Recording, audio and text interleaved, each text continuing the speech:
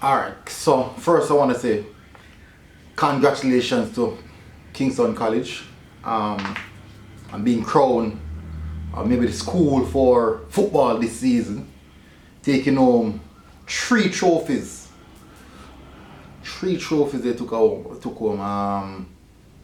Well, second, we'll do something like that this season. So we have U14, U16, Manning and Dakasa Cup. Both U14, U16 are both, and then both Manning and Dakasa Cup. Then we have the Walker Cup. Then we have the Olivia Shield. Yes, sir. U14, U16, that's four. That's from both Manning and Dakasa Cup. Both school, urban and rural. You have Manning, you have Dakasa Cup, so we're going 6. Walker Cup, Olivia Shield, Ben Francis. That's 8. 8 trophies up for grab.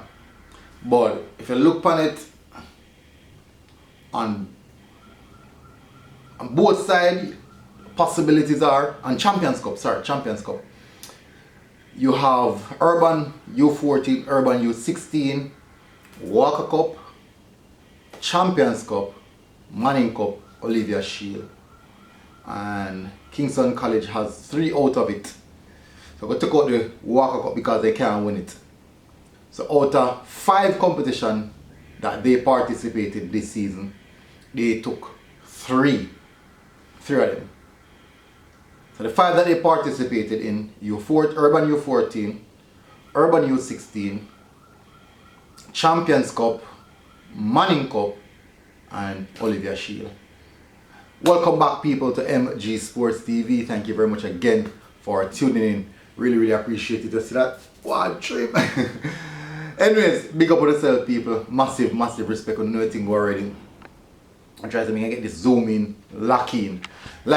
Hit share, hit subscribe if you're here for the first time. You don't know anything go, just for the support, and really appreciate it, you guys coming through. So the schoolboy football season in the urban section has completed, and with that being completed, don't know so what to do technically in some sense.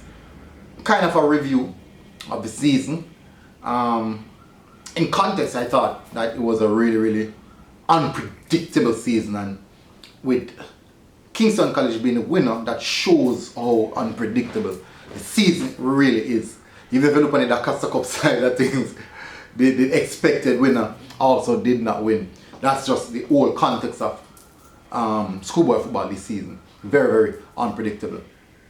But Kingston College in the urban region has came out victorious, and I think that they have been the more dominant school in the urban era for this season. Now, there's going to be a lot of excuses why other schools have reasons why they didn't do well, and everyone has a logical reason why things didn't go their way. Either misfortune, injury issues with players, technical issues behind the scenes, not enough funding, lack of quality. Everyone will have legitimate reasons why their season didn't necessarily go as how they planned. But one thing was sure, but this season Kingston College did well in that accord. And you have to give credit for what is happening. Even if we might not think that, even you'd have people who say that, you know, they didn't deserve this, or you'd have people think that they didn't do enough. But that's just football. You'll have rivals who sometimes bitter, sometimes throw banter. That's just a part of football. They did extremely well. I was at the U14 final. In the semi-finals for the U14, they smashed Calabar. I think it's 7-0. They smashed Calabar 7-0 in fine style to advance to the final. And they played St. George's in the final, defeated St. George's 1-0. I do think that was an interesting final though. I do like the St. George's play. They are St. George's team are very technical. So I'm expecting to see, to see that St. George's team, some of those players, Machikele to the Colts or the Manning Cup in short order.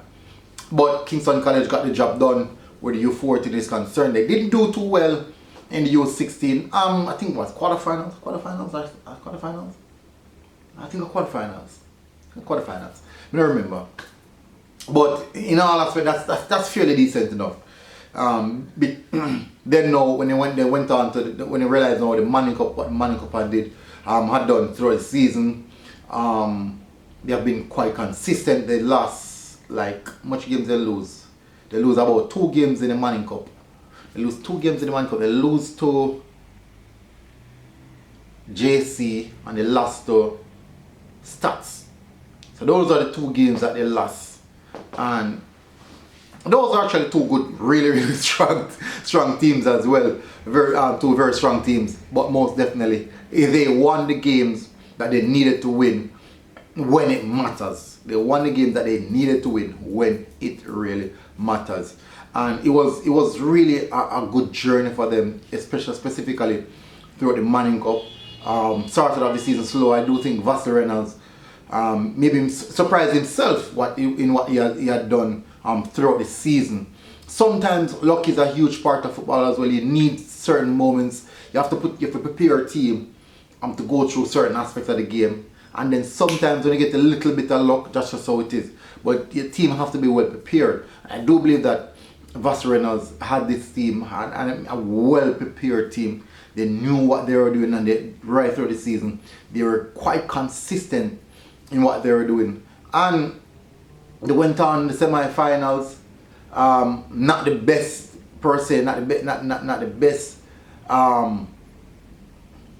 matchup. I do think that the quarterfinals, I do think that they were a bit worried about the group that they fall into, but they came out of the group victorious.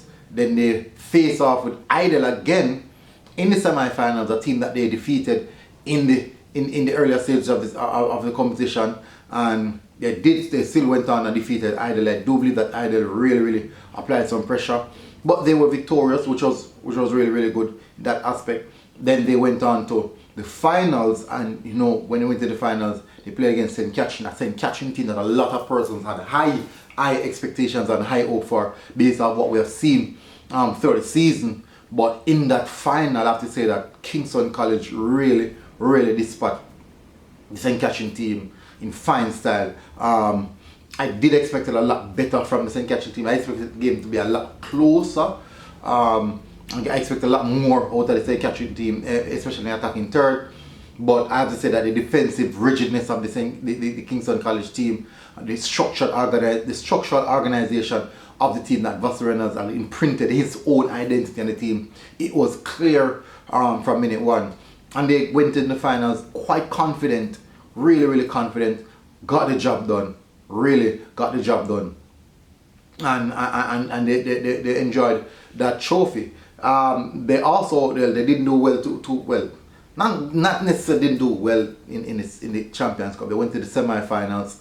They were defeated by arguably, maybe most persons would say that they were the best team in the School of Football Commission, which is the Glenmuir team. That Glenmuir team is really good. But from that game, people should have realized that from that game in particular, how the Kingston College team played against the Glenmuir team, that the Kingston College team is not necessarily a team to take lightly. In all aspect, that would have showcased that they're not necessarily a team to take lightly. Then they went on to the Olivia Shield to play against the Dakasa Cup champions in Garvey Maceo, and the Garvey Maceo story is an interesting one. I'll do a video on that separately. I come here to do this one right now.